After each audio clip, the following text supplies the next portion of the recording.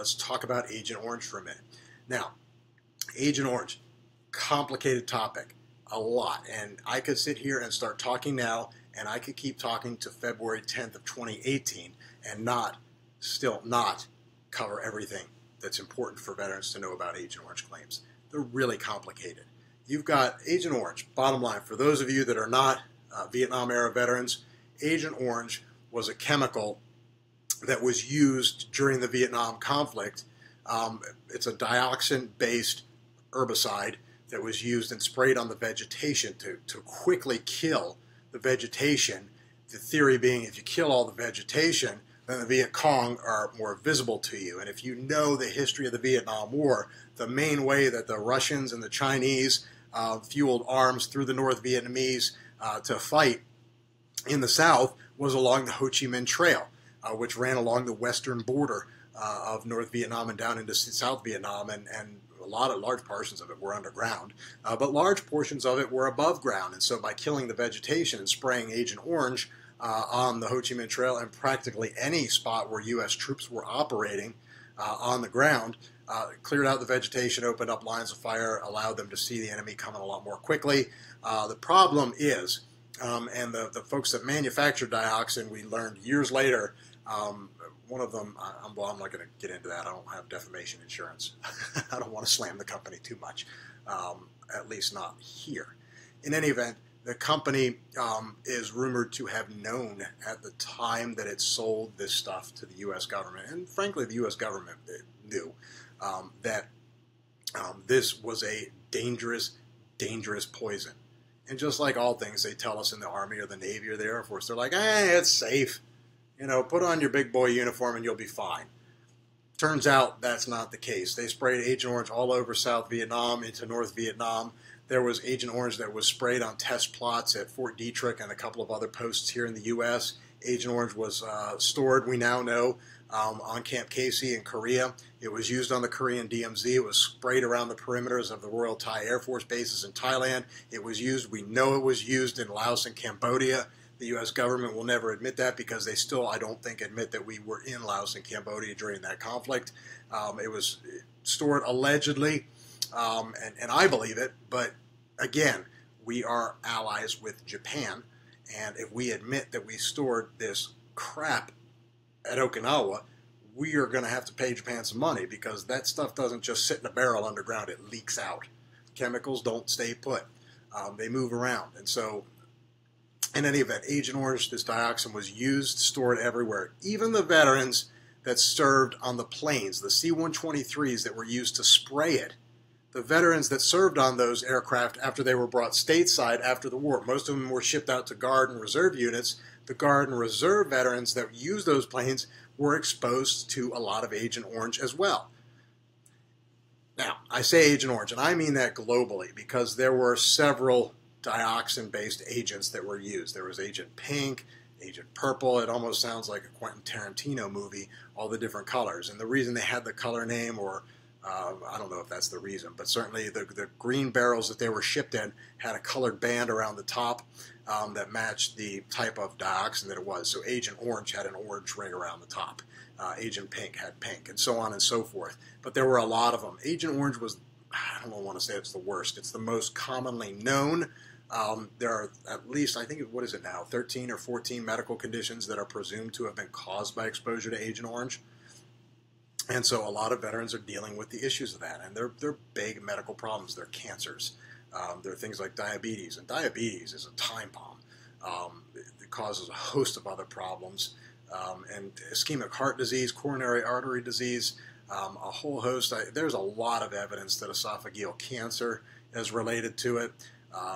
But the VA is not necessarily admitting all that yet, but there's a lot more medical stuff out there that is believed to have been caused by exposure to the dioxin in Agent Orange.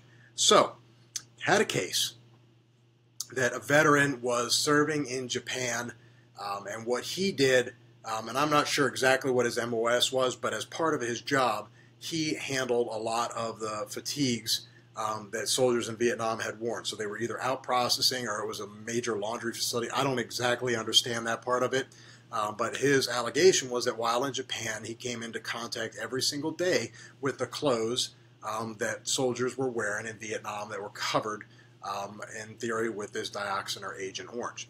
Now, the real value of this case, and what we're going to talk about next week on the blog, is how it related to the board's duty to assist veterans at a board hearing, during a board hearing. That's really important to know, and so we're going to share it in the context of this case. But there's a minor point that I want to share with you here today. And the minor point, well, it's not minor, it's not the main point of the case is my point. It's a big point for a lot of you out there. You got to know this. You just have to know this, because this is not something that a lot of you are aware of, and it gets you into trouble when you file your claims because you didn't do it right. I'm not faulting anybody. This shit is really complicated. Excuse my cussing, but this stuff is just insanely complicated. It's a clown car. And so I'm not faulting anybody, but if you know this proof, then it makes it a lot easier. So when you are trying to prove service connection for a medical condition based on Agent Orange exposure, there's two ways that you can go. Well, there's more. There's actually 5, but there's 2 primary ways that most folks are going to go. And the first way is called presumptive service connection. The second way is direct service connection. Now, there's other ways to deal with that. I want to focus on those 2 because those are the 2 that cause the most issues. So, when you have a claim for service connection of a disability due to Agent Orange or dioxin exposure, you are entitled to certain presumptions, and there's 2 of them. There's 2 of them.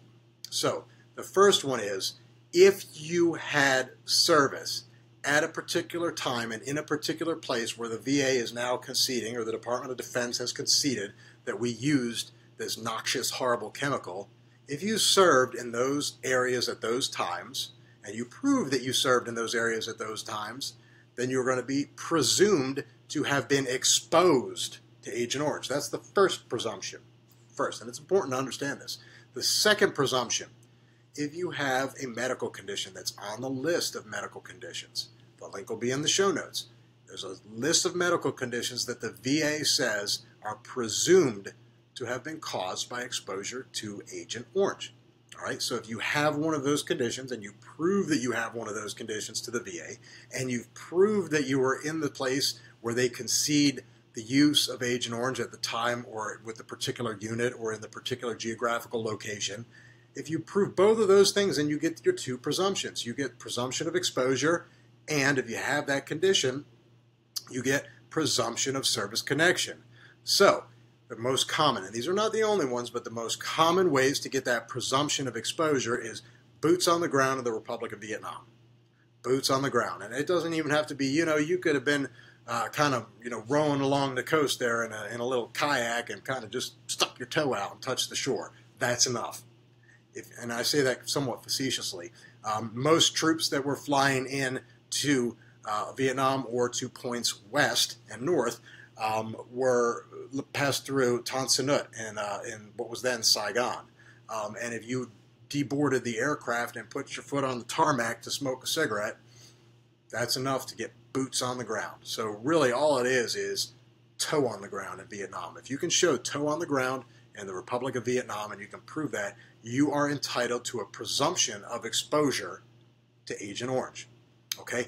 Then if you have one of the disabilities or the conditions that's on the list, then you're presumed that it is presumed that that was caused by the exposure to Agent Orange. Now, if you were in Thailand during the Vietnam War and you were an MP or dog handler, in most cases you're going to be presumed to have been exposed to Agent Orange because their job was to patrol the perimeter, and all that the VA is willing to concede at this point in time was that Agent Orange was used on the perimeter. If you served on one of these bases, every single one of them was small enough that the perimeter was also the base. I mean, these are not large bases. It's not like Fort Hood, Texas. These are outposts. These are small landing strips. They're not big bases. And so when you say that you spray it on the perimeter, that shit is going everywhere. I joke about this, and I hate to joke about it this way, but it kind of puts things into perspective. But Agent Orange is a really smart chemical. It knows exactly the 50th foot from the perimeter of a base. It knows where the perimeter is. It is super smart because it knows where the perimeter of every base, every Royal Thai Air Force base in Thailand was. And it knows the 50 feet inside the base, so it knows exactly to just drop and hit the ground and not impact the soldiers in there. It also was really super smart because when it was sprayed all over the Republic of Vietnam and it drifted, as soon as the very microsecond that it crossed over the coastline, it didn't impact anybody. It was super smart. It never leaked out of a barrel en route. It never leaked out of storage. This chemical is really smart, right? So these are some of the limitations that are placed on veterans that make it difficult to prove exposure to Agent Orange. Navy veterans have it the worst. They are divided into blue water and brown water Navy vets. So the easiest way as a Navy vet to show that you were exposed to Agent Orange is to show that you put a boot on the ground in the Republic of Vietnam. And the way you do that is by pulling your deck logs and showing that you signed off on to go ashore while you were docked in a particular harbor. You can also, if you were one of the Navy vets that went up the rivers on the small raiding craft, you can show that you were on a brown water, meaning an inland waterway.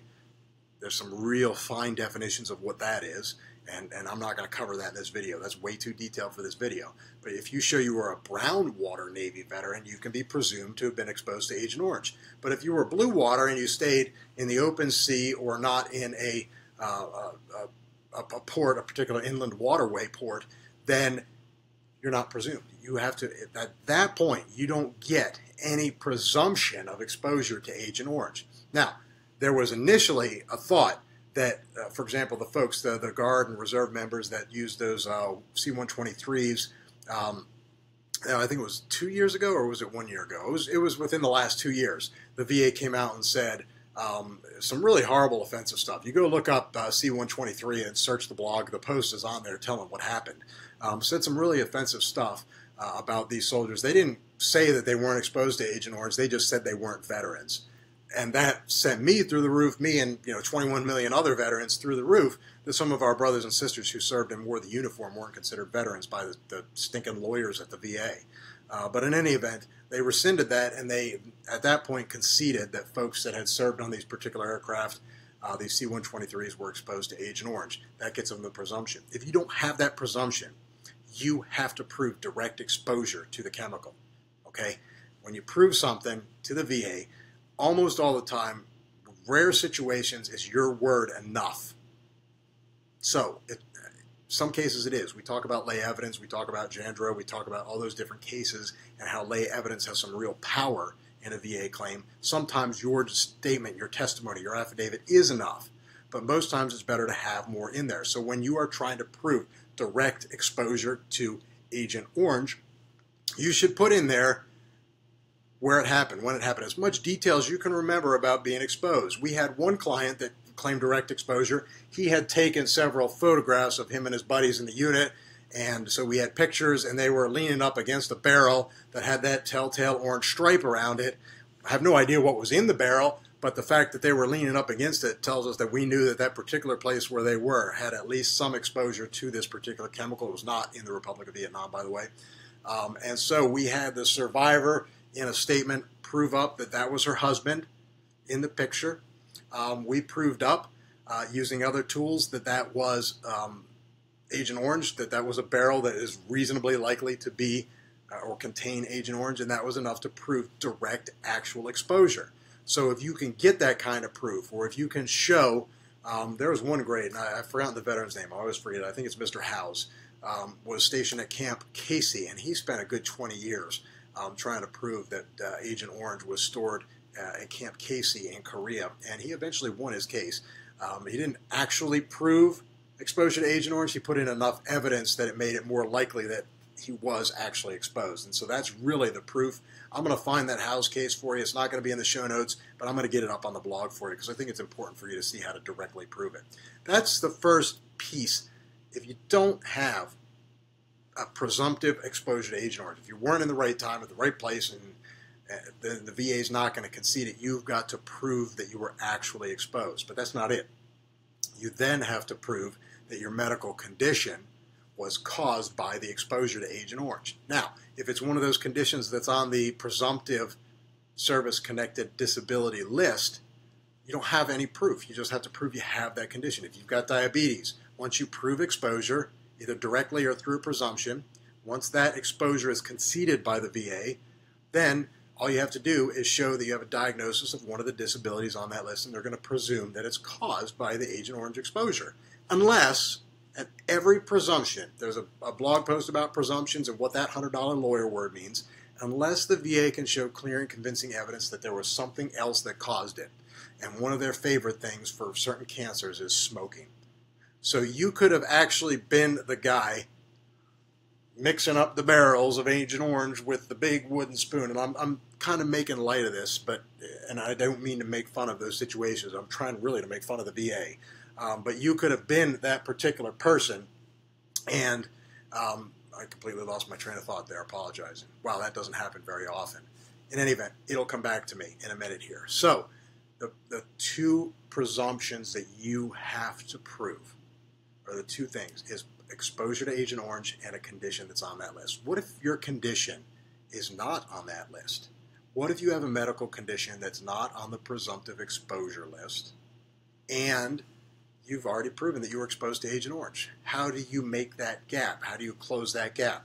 So, for example, let's say you prove you were exposed to Agent Orange on a Royal Thai Air Force base in Thailand, or up on the DMZ in Korea during the Vietnam era, or at Fort Detrick when they did the test spraying of Agent Orange. You prove that, the VA concedes you were exposed to Agent Orange. Let's say that the condition that you have is a rare form of cancer that's not on the list. Let's say maybe pancreatic cancer. Or let's even just say, let's go for the sake of argument, let's say sleep apnea. You know, when you have chemicals that get into the throat like that, and it wears down the lining inside the throat, the tissues inside the lung, it interferes with the body's ability to put oxygen into your bloodstream. Essentially, that's what's going on with sleep apnea, is you have harm to the airway, and you're not able to breathe in oxygen at that point. So let's say you have a condition. Sleep apnea is not on the presumptive service connection list, right? But the VA has conceded Agent Orange exposure. So what do you have to do? This is really hard stuff, folks. This is hard. And it kind of reminds me of some of the asbestos exposure cases in the civilian world. You have to prove the amount of the chemical you were exposed to. And you have to show that that chemical amount was enough to cause the disability, and then enough to cause your disability.